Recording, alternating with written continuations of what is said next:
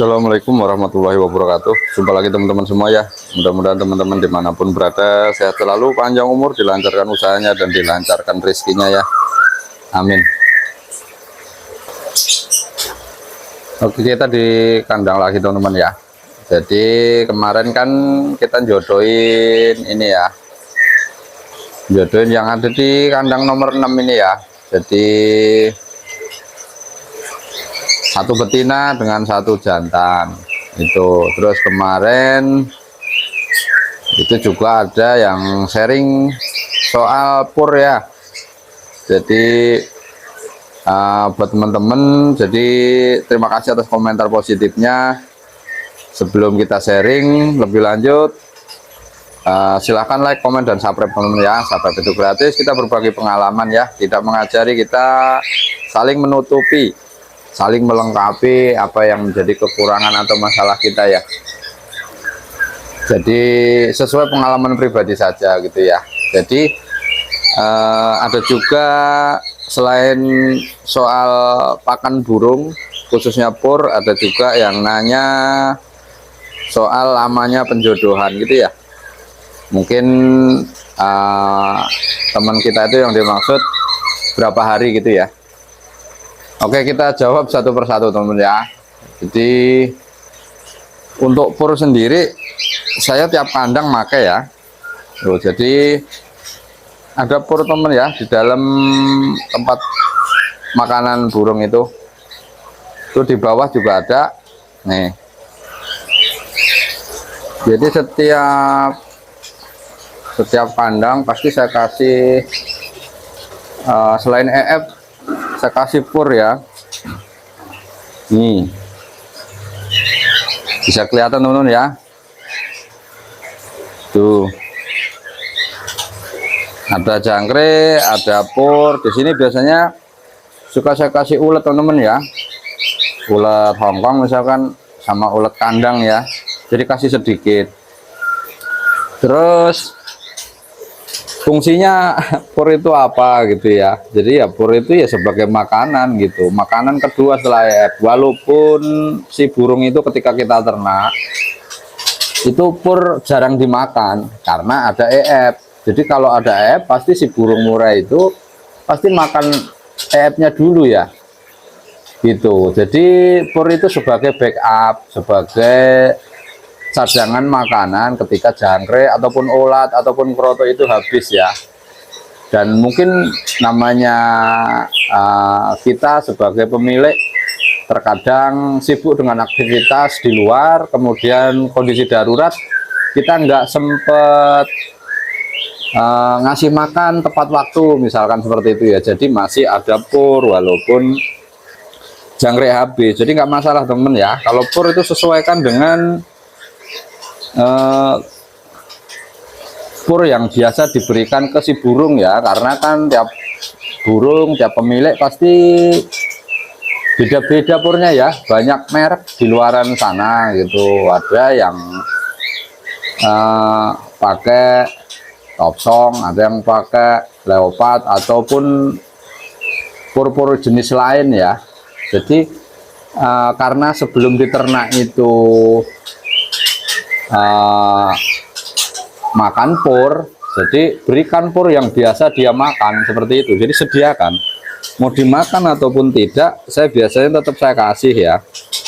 Karena setiap saya lihat di tiap kandang gitu ya, itu ketika jangkrik habis dia suka ini ya, suka matuk-matukin pur. Jadi walaupun sedikit dia pasti makan gitu ya. Jadi nggak sampai benar-benar habis gitu ya. Oke, itu fungsinya saya kasih pur teman ya. Terus ini baru jodohan kemarin itu kan 2 hari saya tempel, kemudian hari ketiga saya lepasin ya. Ternyata masih kejar-kejaran pas hari ketiga kemarin ya. Ini hari keempat udah mulai tenang ya, nggak kejar-kejaran lagi ataupun si betina nggak diajar sama jantan ya. Jadi ini teman-teman ya contohnya. Jadi kemarin kan sempat dihajar betinanya, maksudnya dikejar-kejar tetapi juga nggak ekstrim lah gitu ya. nggak terlalu parah gitu si jantan ngejar-ngejar betinanya, makanya saya diamkan. Nah ini contohnya, ini udah mulai sedikit tenang, mulai sedikit bisa dikatakan akur lah ya, walaupun belum jodoh. Jadi seperti itu ya. Tuh, jadi kadang betinanya bergerak, jantannya kayak respon gitu, mau nyerang, itu wajar gitu ya, jadi nggak masalah gitu ya. Nah ini contohnya teman-teman ya, ini hari kedua setelah jantan saya lepaskan gitu ya, ini hasilnya gitu. Jadi kita tinggal nunggu dia si jantan ataupun betina ini benar-benar akur, kemudian dia bisa berjodoh ya gitu. Terus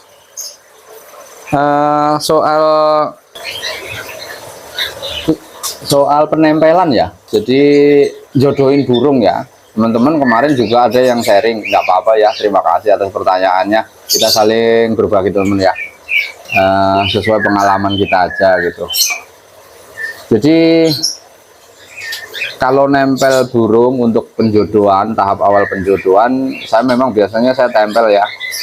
Tempel itu ya terserah teman-teman, kalau misalkan si jantan mau taruh di dalam kandang kecil kemudian dimasukkan di dalam kandang ya enggak apa-apa, taruh di luar pun enggak masalah ya. Jadi saya bikin gantungan seperti ini teman-teman ya, ini kawat besi ya, jadi kandangnya taruh di sini aja gitu. Penting dia si jantan maupun betina bisa saling melihat gitu ya. Untuk waktunya sendiri enggak tentu teman-teman ya, saya hanya melihat kondisi si jantan maupun betina. Kalau si jantan dan betina sehari 2 hari ataupun sampai seminggu gitu ya, itu beda-beda. Saya ngelihat gerak-geriknya aja gitu. Kalau dia udah bersikap tenang gitu ya, si jantan deketin betina, atau sebaliknya si betina deketin jantan, nggak agresif gitu, saya biasanya saya lepasin itu teman-teman ya, si jantan saya lepasin gitu. Jadi nggak ada waktu yang harus seminggu, harus 2 minggu nempelnya, nggak juga ya. Jadi nggak ada aturan kayak gitu ya. Jadi terserah teman-teman juga ya, melihat kondisi si burung, gerak-geriknya seperti apa gitu. Kalau dia udah bersikap tenang antara jantan dan betina, ya bisa dilepaskan, dicoba. Hanya saja diawasin dulu. Diawasin, kalau misalkan menyerang si jantan ya tangkap aja gitu ya. Nanti diulang lagi ditempel, jantannya masukin kandang kotak, tempel lagi aja di sini gitu ya. Nanti selang berapa hari bisa teman-teman lepasin lagi, dicoba gitu ya. Jadi baru sekali dilepasin jantan, betinanya dihajar terus takut takut untuk lepasin lagi ya, nggak bisa juga gitu teman-teman ya. Memang semua tahap penjodohan itu memang resikonya ya seperti itu ya, ada resikonya lah. Yang penting teman-teman tetap ini aja, awasin gerak-gerik si burung ya. Kemudian juga kemarin saya lihat itu ya, lihat komen yang lama ya sebenarnya, tapi juga itu sebenarnya jawabannya udah ada, udah saya jawab di video-video sebelumnya ya, video yang lama itu soal kandang yang digunakan. Kalau kandang itu sebenarnya untuk ukurannya sendiri ya, semakin luas menurut saya semakin bagus ya, menurut saya teman-teman ya. Tergantung ya kebutuhan kita ataupun lokasi kita di rumah ya, sesuaikan saja. Baik kandang besar maupun kecil sebenarnya sih bisa saja, kandang besar bisa berhasil, kandang kecil pun bisa berhasil ya. Sampai bahkan ada yang nanya ketika kandangnya tersebut itu atau area kandangnya tidak ada atau tidak terkena sinar matahari. Semua bisa teman-teman ya, dicoba saja. Hanya saja kandang ukuran kecil kemudian tidak masuknya sinar matahari, pasti juga ada dampaknya masing-masing ya, pasti gitu. Tetapi menurut saya sih kandang dengan ukuran lebar 1 meter, ke belakangnya 1,6 dan tingginya 2,8, menurut saya udah cukup luas untuk satu pasang ya.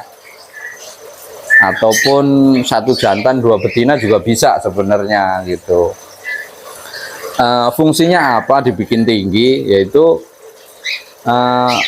biar burung baik jantan maupun betina itu bisa bergerak luas, terbang ke atas ke bawah ataupun ke kanan ke kiri ya. Untuk olahraga teman-teman ya, olahraga biar burungnya tidak ngelemak, tidak berlemak atau tidak mudah berlemak. Karena kalau udah berlemak itu biasanya ya kalau lemaknya tebal pasti produksinya keganggu ya. Ada yang nelurnya itu tidak mau netes, ada juga bahkan tidak mau bertelur ya, jadi kayak stop produksi, ada juga kayak gitu. Itu juga saya sering itu ya, sering sharing sama teman-teman yang lain ya, sering tukar pendapat sama penangkar-penangkar lain ya. Oke teman-teman ya, saya ucapin banyak terima kasih. Jangan lupa like, komen, dan subscribe. Kita berbagi pengalaman ya, tidak mengajari, tidak teman-teman ya, kita saling melengkapi apa yang jadi kekurangan kita ya. Khususnya buat teman-teman yang mungkin baru belajar ataupun baru memulai ataupun sedang dalam mengalami masalah ya. Sama teman-teman ya, walaupun udah lama bertahun-tahun, tetap masalah-masalah itu suatu saat akan datang ya. Jadi bagaimana kita menyikapinya, bagaimana kita inisiatifnya aja gitu ya. Ya kita bisa sharing sama sesama peternak ya, sesama pecinta murai batu. Oke teman-teman ya, kurang lebihnya mohon maaf. Saya akhiri, wassalamualaikum warahmatullahi wabarakatuh.